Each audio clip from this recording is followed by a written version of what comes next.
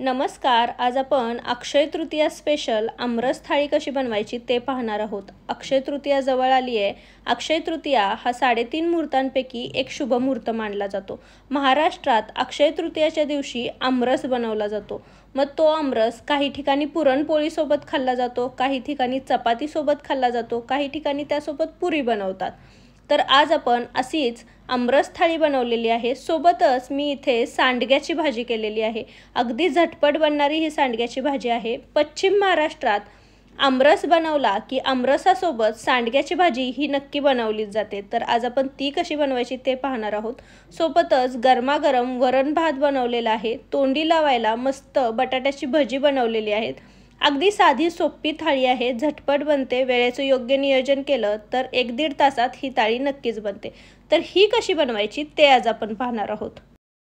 तर थाळीची सुरुवात आपण कुकर वरण भाताचा लावण्यापासून करणार आहोत. तर इथे मी 1.5 वाटी इंद्रायणी तांदूळ घेतलेला आहे. वरण भाताचा जो भात असतो तो सुट्टा न बनवता चिकट बनवला जातो, त्यामुळे मी इथे इंद्रायणी तांदळाचा वापर केलेला आहे.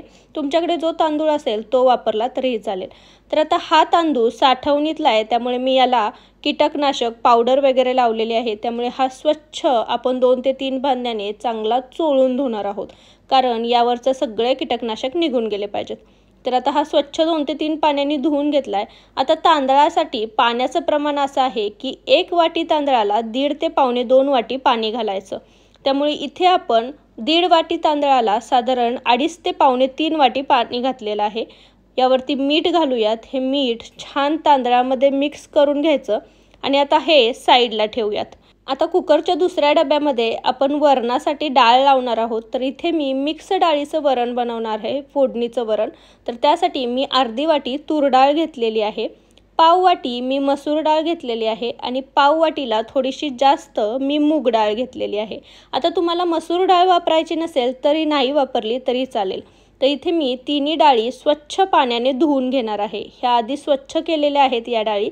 तर तुम्ही पाहू शकता की हे पाणी बघा किती खराब झालेलं आहे. त्यामुळे 2 ते 3 पाण्याने ह्या डाळी स्वच्छ धुवून घ्यायच्या. ह्या डाळी स्वच्छ धुवून घेतलेल्या आहेत. आता यामध्ये साधारण 1 ते 1.5 ग्लास मी पाणी घालणार आहे. डाळीमध्ये 1 ते 1.5 ग्लास पाणी घातलं की यामध्ये आपण चवीनुसार मीठ घालणार आहोत. तर साधारण अर्धा चमचा मी इथे मीठ घातलेला आहे. साधारण पाव चमचा आपण यामध्ये हळद घालणार आहोत. हळदीने वरणाला छान रंग येतो आणि सोबतच अर्धा चमचा मी यामध्ये तेल घालते. तेलामुळे डाळ आपली छान मऊसूत शिजते. तर आपण हे सगळं व्यवस्थित मिक्स करून घेणार आहोत.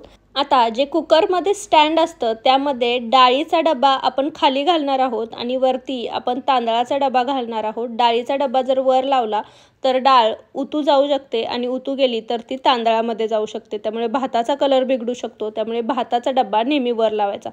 कुकरमध्ये 1 ग्लास पाणी घालणार आहोत आणि यामध्ये हे आपण जो स्टँड आहे ते ठेवणार आहोत. कुकरचं झाकण बंद करायचं आणि लो गॅसवरती याच्या आपण 5 शिट्ट्या करून घेणार आहोत. 5 शिट्ट्यांमध्ये आपली डाळही व्यवस्थित शिजते आणि तांदूळही व्यवस्थित शिजतो. तर आपण लो गॅसवरती हा कुकर ठेवूयात. आता कुकर जोपर्यंत होतोय तोपर्यंत इथे आपण आमरस बनवून घेऊयात. तर इथे मी 4 मोठ्या आकाराचे देवगड हापूस आंबे घेतलेले आहेत. आंब्यावरतीही कीटकनाशक फवारलेले असतात, त्यामुळे आंबा शक्यतो अर्धा तास पाण्यात भिजत ठेवावा किंवा मग 1 ते 1.5 ग्लास मी असं पाणी घालून छान चोळून घेणार आहे. तसा आंबा चोळून घ्यावा. तर आंबा व्यवस्थित छान कडेने सगळा चोळून घ्यायचा. त्यामुळे याच्यावरती जर काही धूळ जमा असेल, कीटकनाशक असतील तर ते सगळे निघून जातात. तर व्यवस्थित आपण सगळे आंबे छान चोळून घेणार आहोत. चोळून घेतल्यानंतर यातलं सगळं पाणी काढून घ्यायचं आणि देठाकडच्या भागाला अंगठा दाबून आपण सगळा आंबा असा सैलसर करून घेणार आहोत. यातला सगळा जो गर आहे तो असा लूज करून घेणार आहोत दुसऱ्या हाताच्या अंगठ्याच्या साह्याने दाबून. तर तुम्ही पाहू शकता मी कसं करते. तर हा व्यवस्थित असा सैलसर सगळा गर करून घ्यायचा. आता एका भांड्यामध्ये हा असा दाबला की यामधली कोई आणि जो रस आहे तो सगळा निघतो. तर ही एक पद्धत आहे आमरस बनवायची. डायरेक्टली आंबा हाताने दाबून तुम्ही असा याचा सगळा रस काढून घेऊ शकता, किंवा दुसऱ्या पद्धतीने आंबा हातात घ्यायचा आणि याच्यावरच्या साली सगळ्या काढून घ्यायच्या. हळूहळू याच्यावरच्या सगळ्या साली काढून घेतल्या की जो गर आहे आणि आंबा आहे तो तसाच राहतो. तर हा व्यवस्थित असा मस्त आंब्याची सगळी साल काढून घेतलेली आहे.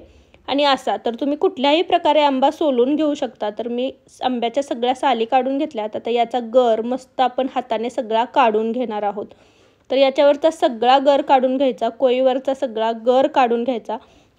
आता तुम्ही या पद्धतीनेही आमरस बनवू शकता किंवा मी अजून एक पद्धत दाखवलेली आहे आमरस बनवण्याची. त्याची लिंक मी खाली डिस्क्रिप्शनमध्ये देते. त्या पद्धतीनेही तुम्ही आमरस बनवू शकता. पण असा आमरस बनवला तर तो शक्यतो जास्त वेळ काळा पडत नाही. मिक्सरमध्ये बनवला तर मिक्सरच्या हीटमुळे आंबा पटकन काळा पडतो. तर आता ह्याचा सगळा गर आपण काढून घेतला आहे. तो गर आपण छान हाताने मॅश करून घेणार आहोत. तुम्ही इथे रवीचा वापर करू शकता, विस्करचाही वापर करू शकता.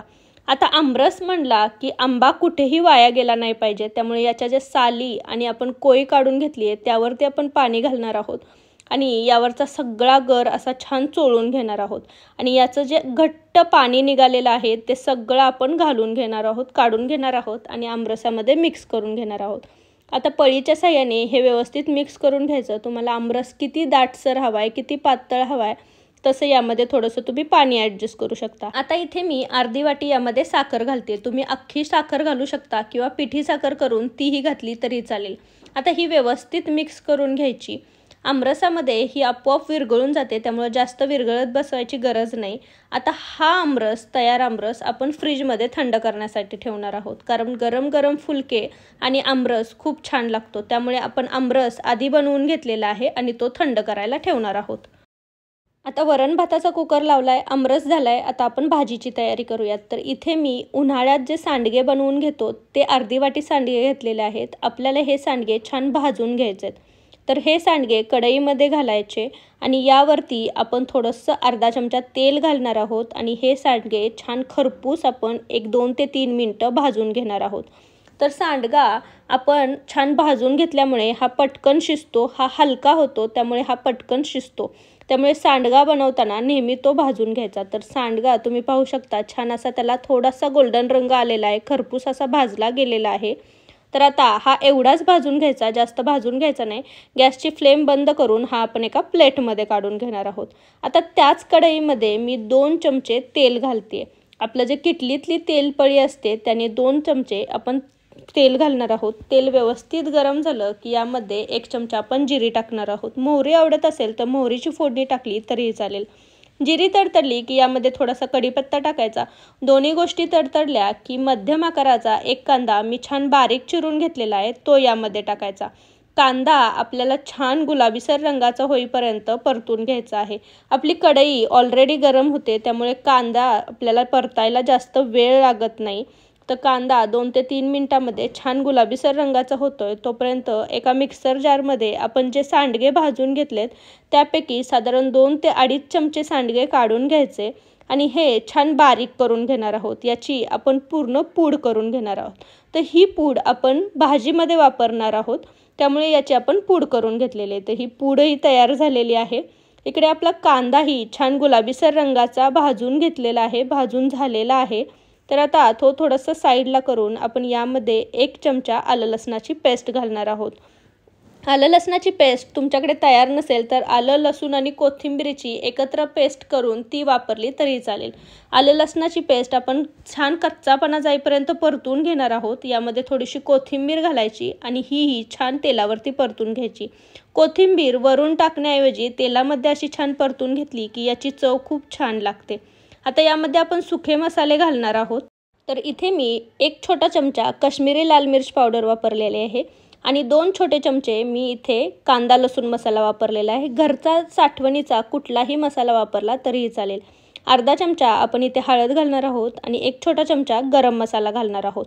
या जागी तुम्ही पूर्ण साठवणीचा मसाला घातला तरीही चालेल. हे मसाले आपण तेलावरती छान 2 ते 3 मिनिटं परतून घेणार आहोत. फक्त मसाले परतताना लक्षात ठेवायचं की मसाले तेलावरती करपले नाही पाहिजे. आता यामध्ये चवीनुसार मीठ घालणार आहोत, पण मीठ टाकताना थोडंसं बेतानेच टाकायचं, कारण सांडग्यामध्येही आपण बनवताना मीठ टाकलेलं असतं, त्यामुळे मीठ थोडंसं कमी टाकलं तरीही चालेल. हे थोडंसं परतून घ्यायचं आणि आता यामध्ये आपण जे भाजून घेतलेले सांडगे होते ते घालणार आहोत. सांडगा आणि कांदा आपण व्यवस्थित एकजीव करून घेणार आहोत आणि व्यवस्थित 1-2 मिनटं परतून घेणार आहोत. आता यामध्ये आपण पाणी घालणार आहोत. तर साधारण तुम्हाला भाजी किती पातळ, किती दाटसर बनवायची त्यानुसार तुम्ही भाजीत पाणी घालू शकता. इथे मी 1 ते 1.5 वाटी पाणी घातलेलं आहे. आता या भाजीला आपण छान उकळी येऊन देणार आहोत. तर मीडियम गॅसवरती हिला एक छान उकळी आलेली आहे. आता उकळी आल्यानंतर आपण जी तयार केलेली पूड होती सांडग्याची ती यामध्ये घालणार आहोत. यामुळे भाजीला आपल्या छान दाटसरपणा येणार आहे. तुम्हाला जर ही पूड वापरायची नसेल तर तुम्ही या जागी शेंगदाण्याचा कूट घातला तरीही चालेल. हे व्यवस्थित मिक्स करून घ्यायचं आणि आता यावरती आपण झाकण ठेवून हे 4 ते 5 मिनटं छान शिजवून घेणार आहोत. तर 4 ते 5 मिनटानंतर झाकण काढून आपण ही एकदा हलवून घेणार आहोत. तुम्ही पाहू शकता सांडग्याच्या पुडीमुळे ही छान दाटसर झालेली आहे भाजी आणि सांडगा आपण आधी भाजून घेतल्यामुळे हा छान 4 ते 5 मिनटामध्ये शिजतो. तर आता गॅसची फ्लेम बंद करायची. आपली भाजी तयार झालेली आहे ही आपण साईडला ठेवणार आहोत आणि पुढची तयारी करणार आहोत. तर आता आपला कुकरही तोपर्यंत झालेला होता. मी कुकरचा गॅस बंद केलेला आहे आणि कुकर थंड झालेला आहे. तर आपण आता फोडणीचं वरण बनवणार आहोत. त्यासाठी मी पातेल्यामध्ये 2 चमचे तेल घेतलेलं आहे. तेल गरम झालं की यामध्ये मी जिरे टाकते. तुम्हाला मोहरी आवडत असेल तर मोहरीची फोडणी टाकली तरीही चालेल. जिरी छान तडतडली की 5 ते 6 लसणाच्या पाकळ्या मी छान ठेचून घेतलेल्या होत्या त्या टाकणार आहोत. लसणाच्या पाकळ्याही तेलावरती 1-2 मिनटं छान परतून घ्यायच्या. कढीपत्ता टाकायचा. कढीपत्ताही छान तडतडला की यामध्ये 3 ते 4 मिरच्या मी छान अशा चिरून घेतलेल्या होत्या त्या टाकायच्या आणि मिरची आणि लसूण आता आपण तेलावरती 1-2 मिनटं छान परतून घेणार आहोत. 1-2 मिनटं तेलावरती लसूण परतल्यानंतर यामध्ये आपण थोडंसं हिंग टाकणार आहोत. थोडीशी हळद टाकायची आणि हेही व्यवस्थित तेलावरती परतून घ्यायचं. आता यामध्ये मी छोटा अर्धा टोमॅटो चिरून घेतलेला आहे तो टाकणार आहोत. टोमॅटो तुम्हाला यामध्ये टाकायचा नसेल तर तुम्ही डाळ शिजवताना त्यात टाकला तरीही चालेल. चवीनुसार यामध्ये मीठ टाकायचं, पण लक्षात ठेवा मीठ आपण डाळीतही टाकलं होतं. थोडंसं कोथिंबीर टाकायची आणि हे व्यवस्थित मिक्स करून घ्यायचं. आता हे छान याची फोडणी तयार झाली आहे. आता यामध्ये आपण जी शिजवलेली डाळ आहे ती घालणार आहोत. तर डाळ मी थोडीशी मॅश करून घेतलेली होती. बघा तुम्ही पाहू शकता किती दाटसर अशी ही डाळ तयार झालेली आहे. तर ही व्यवस्थित आपण आता या फोडणीमध्ये मिक्स करून घेणार आहोत. सोबतच यामध्ये थोडंसं पाणी घालून घ्यायचं कारण डाळ आपली छान दाटसर आहे. तर तुम्हाला वरण किती पातळ हवं आहे किती घट्ट हवं आहे त्यानुसार यामध्ये तुम्ही पाणी घालायचं आणि हे व्यवस्थित मिक्स करून घ्यायचं. वरून थोडीशी कोथिंबीर टाकायची आणि याला एक छान उकळी आणायची. तर याला छान उकळी आली की आपलं वरणही तयार झालेलं आहे. तर वरणाची आपली तयारी झालेली आहे. वरण आपण दुसऱ्या गॅसवरती ठेवूयात. तोपर्यंत आपण तोंडी लावायला छान भजी बनवणार आहोत. तर इथे आपण बटाट्याची भजी बनवणार आहोत. बटाटा मी छान चिरून घेतलेला आहे. याचे असे छान पातळसर काप करून घेतलेत आणि हे पाण्यामध्ये ठेवलेले आहेत जेणेकरून हे काप काळे पडू नयेत. तर आता आपण पीठ भिजवून घेऊयात. त्यासाठी एका बाउलमध्ये मी साधारण 1 छोटी वाटी बेसन पीठ घेतलेलं आहे. बेसन पीठ छान चाळून घेतलेलं आहे. चाळून घ्यायचं म्हणजे बेसन पीठ अशा गाठी होत नाहीत. तर हे व्यवस्थित बेसन पीठ आपण 1 वाटी घेतलेलं आहे. यामध्ये आपण साधारण 1 ते 1.5 चमचा तांदळाचं पीठ घालणार आहोत. तांदळाच्या पिठामुळे आपली भजी जी आहे ती छान कुरकुरीत होते. तर आता इथे 1 चमचा ओवा मी छान असा हातावरती चुरगळून टाकलेला आहे. ओव्यामुळे आपल्या भज्याला खूप छान चव येते. पाव चमचा मी यामध्ये हिंग टाकते. 1 चमचा आपण यामध्ये काश्मीरी लाल मिर्च पावडर टाकणार आहोत. याने कलरही छान येईल आणि थोडासा तिखटपणा येईल. 1 चमचा आपण जिरा पूड घालणार आहोत. पाव चमचा आपण यामध्ये हळद घालणार आहोत. चवीनुसार यामध्ये मीठ घालायचं आणि हे सगळे कोरडे जिन्नस आपण आधी मिक्स करून घेणार आहोत. आता तुम्हाला तांदळाची पिठी वापरायची नसेल तर तुम्ही त्या जागी ज्वारीचं पीठ वापरलं तरीही चालेल. भजी छान कुरकुरीत होतात. आता हे व्यवस्थित मिक्स केलं की यामध्ये आपण थोडं थोडं पाणी घालणार आहोत आणि याचं बॅटर बनवून घेणार आहोत. तर लक्षात ठेवायचं यामध्ये एकदम पाणी घालायचं नाही, थोडं थोडं घालायचं आणि हे व्यवस्थित मिक्स करायचं. तर यामध्ये थोडंसं पाणी घालून अजून मी हे व्यवस्थित मिक्स करून घेणार आहे. याचं जर बॅटर थोडं पातळ झालं तर आपली भजी जी आहेत ती नरम पडू शकतात आणि जास्त घट्ट झालं तर ती चांगली लागत नाहीत. त्यामुळं जास्त पातळही नाही आणि जास्त घट्टही नाही असं हे बॅटर बनवून घ्यायचं. आता हे आपण झाकण ठेवून 5 मिनटं असंच ठेवूयात.